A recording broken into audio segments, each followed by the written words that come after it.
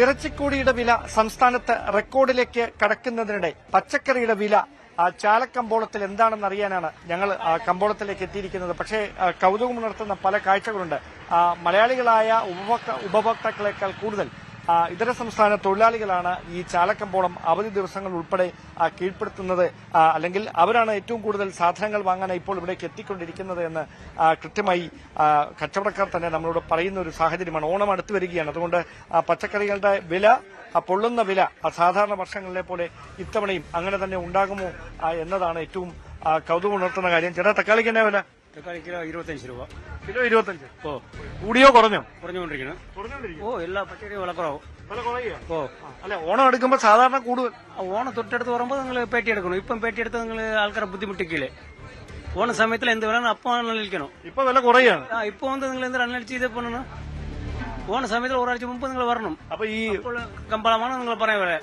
ഈ കൂടുതൽ സാധനം വാങ്ങിക്കാൻ വരുന്നത് നമ്മുടെ ആൾക്കാരാണോ അതോ മറ്റ് അന്യ സംസ്ഥാനങ്ങളിൽ നിന്നുള്ളവരാണ്? എല്ലാരും ഇവിടെ വരും.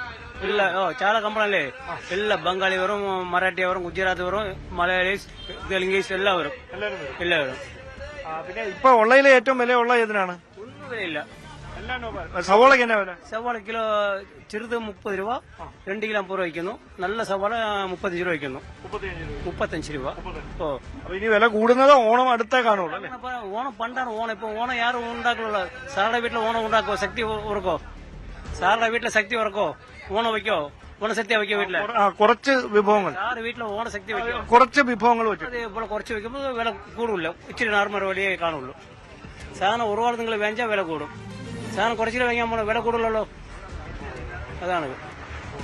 അപ്പോൾ അത്തരത്തിലാണ് കച്ചവടക്കാർ അവരുടെ ഈ അനുഭവങ്ങൾ പങ്കുവെക്കുന്നത്. അതായത് സാധാരണയായി ഓണക്കാലത്ത് വിലക്കയറ്റം ഉണ്ടാകാറുണ്ട്. പക്ഷേ ഇത്തവണ ഓണം അടുത്തു വരുന്നു. ഓഗസ്റ്റിലാണ് ഓണം. പക്ഷേ മുൻവർഷങ്ങളേതുപോലെ വില അങ്ങ് കുതിച്ചു കയറുന്നില്ല. പച്ചക്കറിക്ക് വില കുറഞ്ഞുകൊണ്ടിരിക്കുകയാണ്.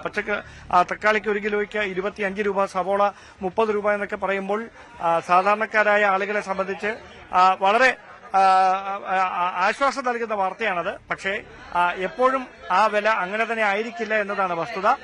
അതോടൊപ്പം ഇവിടെ നിന്നുള്ള ഒരു പ്രധാനപ്പെട്ട കാഴ്ച, ഈ ഇതര സംസ്ഥാനങ്ങളിൽ നിന്നുള്ള ആളുകൾ ഈ ചാലക്കമ്പോളം കീഴടക്കിയിരിക്കുകയാണെന്ന് നമുക്ക് തോന്നും ഇവിടെ നിന്നുള്ള ഈ ദൃശ്യങ്ങളൊക്കെ കാണുമ്പോൾ. കാരണം മുഴുവൻ ഇതര സംസ്ഥാനങ്ങളിൽ നിന്നുള്ള, അതായത് ബംഗാളിൽ നിന്നും ആസാമിൽ നിന്നും ബീഹാറിൽ നിന്നും ഒക്കെയായി ഇവിടേക്ക് ഈ കരാർ ജോലികൾക്ക് മറ്റുമായി എത്തിയിരിക്കുന്ന തൊഴിലാളികളാണ് ഇവിടെ കൂടുതലായി ഉള്ളത്. അവര് സാധനങ്ങൾ വാങ്ങാനായി എത്തുന്ന ഒരു കാഴ്ച അതാണ് നമുക്ക് ഇവിടുന്ന് കാണാൻ കഴിയുന്നത്. വെസ്റ്റ് ബംഗാൾ പ്രൈസ് मीडियम है. Medium price. जास्ती नहीं है. Medium price. मीडियम. അപ്പോൾ വലിയ വിലയൊന്നുമില്ല. അവർക്കും ആശ്വാസമുള്ള കാര്യങ്ങളാണ് പങ്കുവെക്കുന്നത്. എന്തായാലും അത്തരത്തിലുള്ള കാഴ്ചകളാണ് ചാലക്കമ്പോളത്തിലുള്ളത്. ഇനി നമുക്ക് അറിയാനുള്ളത്, ഈ ഓണം അടുത്ത് വരുമ്പോൾ ഇതേ പച്ചക്കറികളുടെ വില ഉയരുമോ അതോ ഇതുപോലെ ഇപ്പോൾ നിൽക്കുന്ന പോലെ സ്റ്റേബിളായി നിൽക്കുമോ എന്നതാണ്.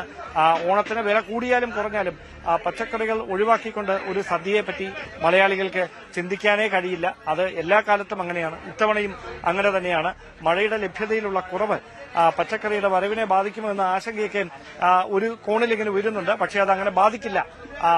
കൃത്യമായി സവോള ഉൾപ്പെടെ ഇവിടെ നിന്ന് ഇറക്കുമതി ചെയ്യേണ്ട സാധനങ്ങൾ നേരത്തെ തന്നെ ഗോഡൌണുകളിൽ എത്തിക്കാനുള്ള ഒരു നീക്കം കൂടി വ്യാപാരികളുടെ ഭാഗത്തു നിന്ന് നടക്കുന്നു. ചാലക്കമ്പോളത്തിൽ അടക്കം അത് പ്രകടവുമാണ്.